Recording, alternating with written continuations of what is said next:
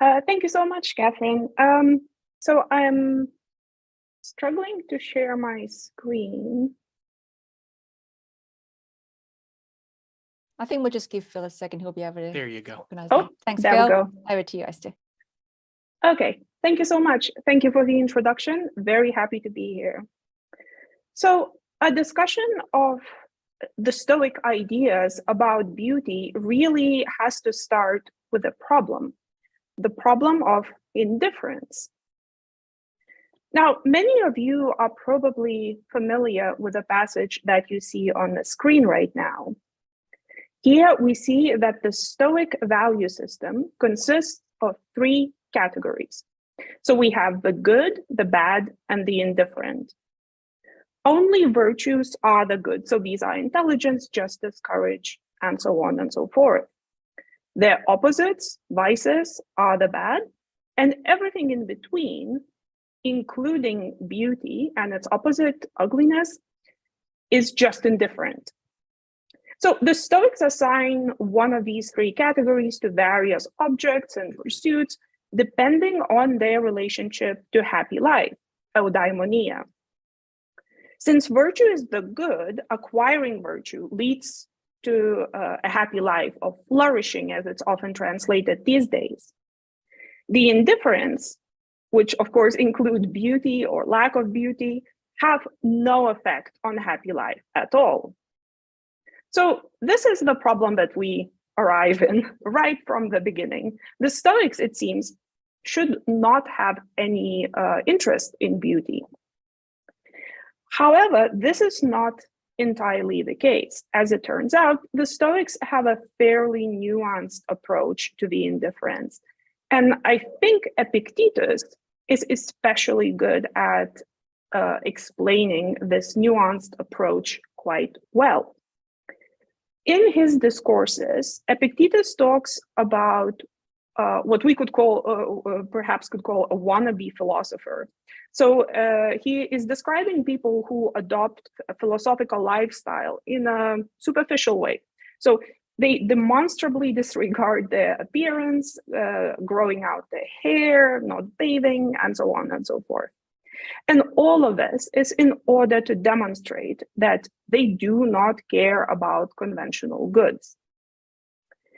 Epictetus makes fun of these very superficial ways of living a philosophical lifestyle, and perhaps rightly so. He argues that it is important to approach each object and each activity in accordance to its proper value. So even if there are many things in the category of indifference, they are not all equal. Some of them are preferred, others are dispreferred. So for example, thinking about the case that he describes with these wannabe philosophers, since we are embodied creatures, it is entirely reasonable and in fact proper for us to take care of our bodies, even if as a Stoic, one might not consider that bodily health or bodily beauty is the good. So beauty has its place on the ladder of value. It's not a very high place. If you think that having many beautiful things will bring you happiness, you are wrong, according to the Stoics. Beauty is not the good, and it does not have the power to make anyone flourish, to lead a happy life. So for example, no matter how many pieces of beautiful art you collect and you might surround yourself with, it can never bring true flourishing to your life. Now, having said all this, beauty is also not at the bottom of the ladder. It cannot harm you, and everything else being equal, it is preferable to the lack of beauty or ugliness. It does have some inherent value, even if that value is entirely divorced from happiness. So for example, there is nothing wrong with hanging some pieces of art in your living space.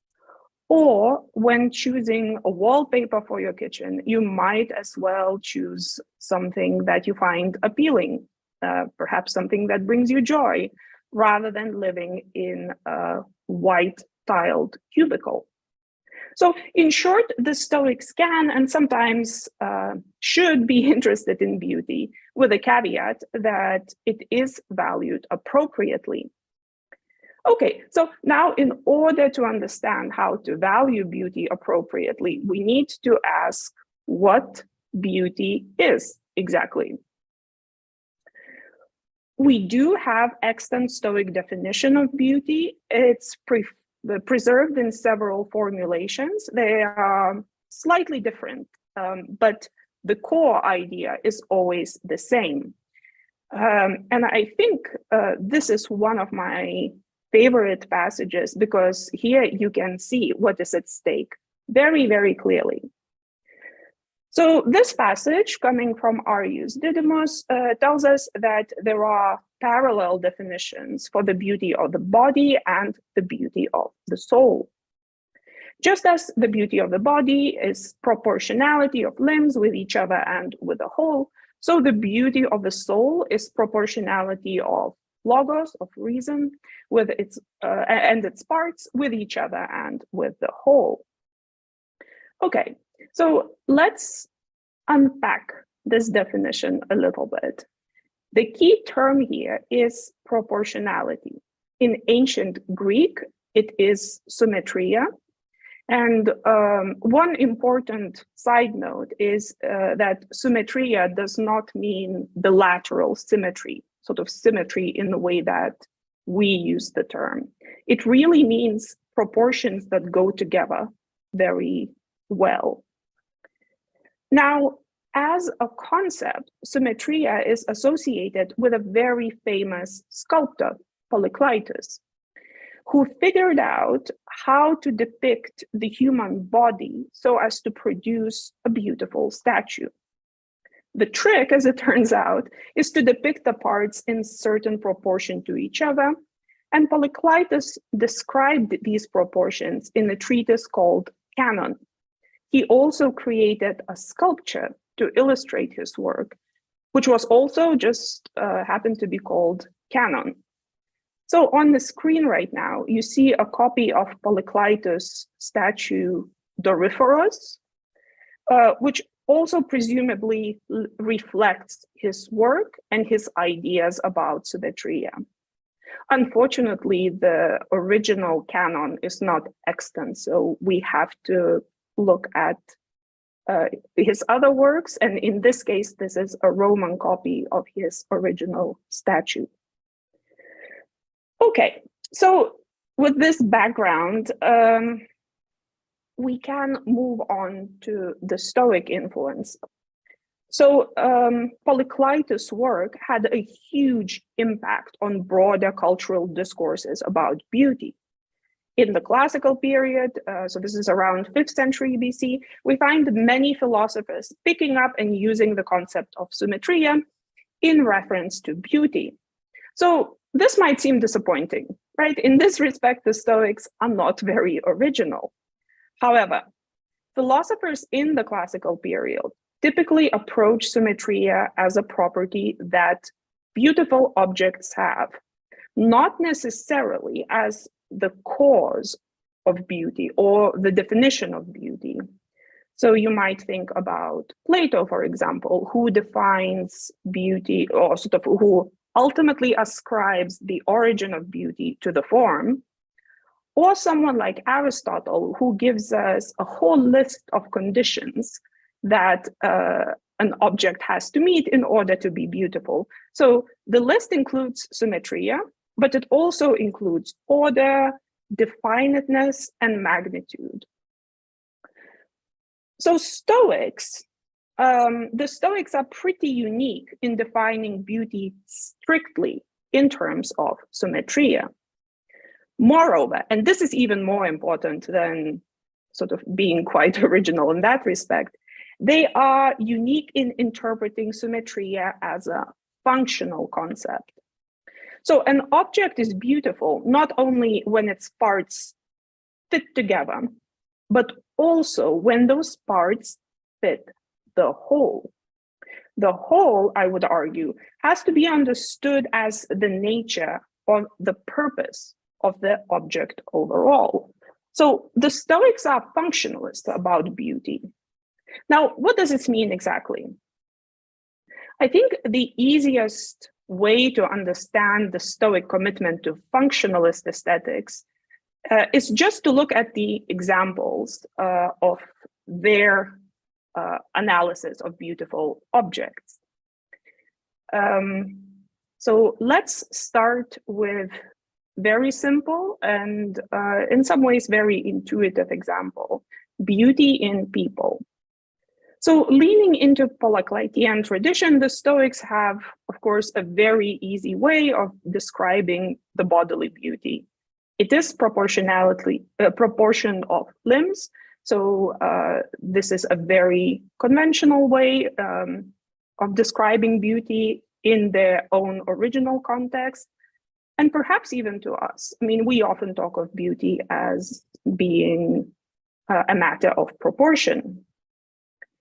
However, as we've seen in their definition of beauty, the soul, the beauty of the soul, is also a very important element in their understanding of beauty. One of the so-called Stoic paradoxes claims that the most beautiful person is actually the sage. So we might think of someone like Socrates. Of course, the problem of the sage is ever present in Stoicism. But just hypothetically, if we had to think of a really, really wise person, of course, in ancient context, the first person that comes to mind is usually Socrates, and you have a statue of him on the screen next to Doryphoros. And of course, this raises the question, why, according to the Stoics, someone like Socrates is more beautiful than Doryphoros? And this is why I think the functional aspect of the Stoic concept of beauty becomes quite obvious. And this is anyone familiar with the Stoic views would perhaps quite naturally start thinking about function of the human, our nature. So the nature of humans is, of course, to be rational, and a person who has beliefs in accordance to that nature, right, who fulfills that function, is the most beautiful one. So all of this fits quite neatly within the Stoic system.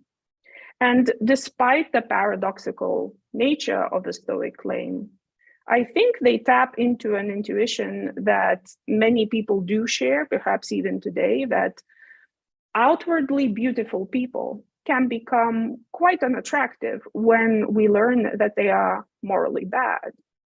And conversely, someone who is perhaps not perfectly proportioned might come across as really, really attractive person if we find their personality and their character appealing. Okay, now moving on from the people, another important example of beauty is the beauty of the world as a whole.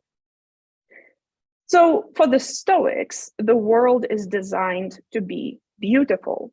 It's designed rationally and providentially, which means not only that the structure of the world is beautiful. So we have beautiful landscapes, beautiful geological constructions, but also the world is full of beautiful things. One of the most striking examples of this is the peacock's tail. Now, in the text, in the passage that you have on the screen here, we have one of the more striking proclamations of Chrysippus. So Plutarch here is citing him as saying that nature loves beauty and delights in variety. And the best example of this is the peacock's tail. So the peacock was created for the sake of the tail And that also entailed the creation of peahens. So the entire species of this bird came into being just so there could be beautiful, multicolored tails. Just so there could be a certain beautiful thing in this world. Now, just to iterate the Stoic approach to indifference, this does not, of course, imply that we need to spend as much time as possible admiring these birds, right? The Stoics are not saying that we should drop everything and run to the zoo and look at the peacocks.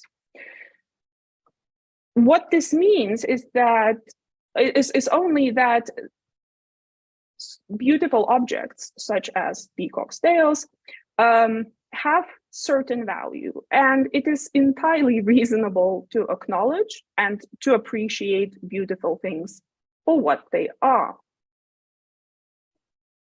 Okay, the attitude that everything needs to be valued appropriately and beauty has a certain value is also evident in the Stoic approach to art. So far, we've been talking about natural objects, people and animals and the world, but the same is true when it comes to artistic creations and our engagement with art. So for a little bit of context, some of you might be familiar with Plato's Republic. But even if you are not, it is enough to know that Plato taught that some art can be potentially morally harmful. And in the ideal city, only virtue promoting art would be allowed. So if Plato was alive today, he would probably agree with the people who sort of argue that video games are potentially harmful. It's that style of argument. Now, given that the Stoics are very interested in virtue, we might think that this idea would appeal to them. But in fact, the Stoics are very liberal, right, when it comes to arts. The Stoics love citing tragedies. They engage with various poetic texts, and the Stoics compose poetry themselves. And the best example of this is, of course, Cleanthes's hymn to Zeus, and we have just heard such a beautiful recitation of it. Now, besides everything that's been said about the hymn already, I want to talk just a little bit about the reasons why Cleanthes decided to write the hymn. Why him in particular? There is a very boring reason, and as someone who has education in classics, I feel I'm obliged to say it. So ancient philosophers wrote philosophical works in poetry. You might think of pre-Socratic Parmenides, or you might think about Epicurean Lucretius, who wrote a didactic poem in the hexameter about atoms and pleasure. But there is a more interesting reason too. We have a fragment of Cleanthes in which he is cited as saying that poetic form is better than prose because it is more memorable and enduring. The themes that Cleanthes addresses in his hymn are, of course, very familiar. He talks about fate, free will, moral responsibility. The Stoics have many long and complicated arguments about all of those things. But in the hymn, all these themes come together and form a single, coherent, flowing imagery. And although Cleanthes only says that poetic form is memorable and enduring, it seems reasonable to think that it is memorable because it is beautiful, because beautifully arranged words stick in our minds much better. So the Stoic approach to art is instrumental. If we needed a technical term for it, we could call it instrumental. Art can be very helpful for our moral education and philosophical activities as a tool, as an instrument. But we do not need to instruct artists to make the right kind of art. Art can neither impose virtue, nor can it genuinely corrupt, like any other beautiful object. A person's virtue is always up to a person. And so perhaps Cleanthes wrote the hymn for the same reason that the Stoic god is said to have created the peacock's tail, simply to have more beauty and variety in the world. Thank you.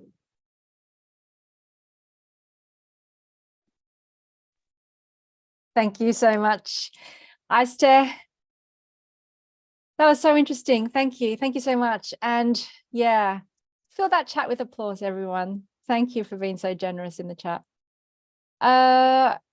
You ended on a really good point. And I have just one quick question. There are a couple of questions in the chat, but just one question I was thinking, just my relationship with beauty then. So you mentioned that the peacock exists in the world for the beauty of its tail. So it seems to me that the invitation then is like, worship the peacock, but actually it isn't. So yeah, could you just elaborate a bit more on that relationship between us, me, beauty? Okay, yeah, thank you. So it's not a very straightforward relationship. As always with the Stoics and things like that, I think we have to think about beauty on a ladder of value in general, but also I think there is a hierarchy. There is supposed to be a hierarchy of beautiful things. So something like peacock is there to admire and enjoy, and it is rational, I think, to appreciate its existence. But there is also the kind of beauty that we find in virtue, right? That's the really beauty that's supposed to attract us the most. That's our nature, that's our function. And that is greater beauty. So I think maybe thinking back to the example of the beauty of the body and beauty of the soul, it's somewhat similar, right? That peacock is on the level of beautiful people walking around, and that's great, that's nice. But really the most beautiful thing is, of course, beauty of the soul and beauty of virtue. And this is really what, if we have the right set of beliefs, this is what attracts us the most. I think that's the idea. Okay, thanks. We've got a couple more questions in the chat. Michael, I know you had a question, but I can't quite see it there, so you might want to repost it for me. And let me just see, there was one question about jazz, and would the Stoics enjoy jazz and that very kind of, yeah, I don't know, someone mentioned smooth jazz maybe, but really unsyncopated kind of jazz. What do you think? Oh, great question. I will go with a yes. Because I think the Stoics are really very open-minded about the forms of creativity that they engage with, and I've never come across in studying their attitudes to art that they describe any genre as inherently bad, right? It's everything is always up to us. This is the mantra, of course, but it also is reflected in the way that we approach different styles of art. So if you find jazz instructive in some way, in any way, if it is useful for you to practice virtue, then I think the Stoics would say that's fantastic. Yeah. Michael, I think that potentially answers your question as well. Michael was asking about what the Stoics would say about the beauty in discordant and the asymmetrical. So I think that, yeah, if it's instructive, if it's interesting, enjoy it. But I think that's quite interesting that any forms of creative expression don't harm us, right? It's up to us how we respond to that. So that's quite interesting. That's quite interesting in terms of art, like criticism, etc. Sorry, Aiste. No, this is really the wonderful thing about preferred indifference. They don't contribute to happiness, but they really can't harm you either. So yeah. Okay, let me see what else is happening in the chat. I did spy another question. Let's see. Jeff, Christou, your question. Lysippos really played with the proportions to accentuate certain elements. See the Hercules of the Forum, Boarium, for instance.